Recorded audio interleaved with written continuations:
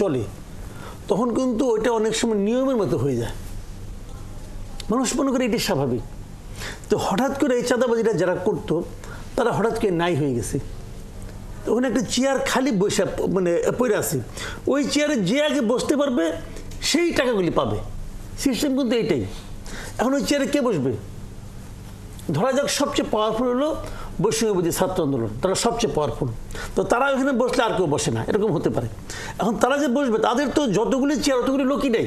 তারপর থেকে ধরেই কিছু সময় জাতীয় পার্টি আর বাদ বাকি সময় কিন্তু আওয়ামী লীগ আর বিএনপি এরাই উল্টাপাল্টা করে চাঁদাবাজি এটা করছে। তো যখন আওয়ামী লীগ চলে গেছে তখন এখানে কে বসবে?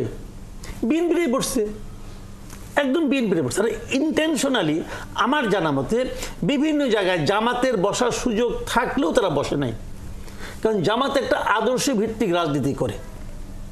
জামাতের আমির যদি বলে এই কাজটা করা যাবে তাহলে জামাতের লোকরা করবে, আর আমির যদি এটা করা যাবে না জামাতের লোক করবে না। আর ভাই তাদের এই আদর্শ ভিত্তিক তারা তো স্টেপ বাই স্টেপ উপরে ওঠে, কিন্তু হুটহাট ওঠে নাই। কিন্তু তখন দেখা যাবে যে আমি না থাকলে ইলেকশনে ফেল করবে, তখন আমার নিবে। তো আমি যদি 50 লাখ টাকা 15 দিনে কামাই করতে পারি, খারাপ কি? তো চাঁদাবাজির অভিযোগ বিএনপির বিরুদ্ধে আসবে। এই জিনিসটাকে বিএনপি যে প্রক্রিয়ায় বন্ধ করার চেষ্টা করতেছে এটা একটা মানে খুবই ছেলে মানুষের প্রক্রিয়া। তাদের কি করার আছে?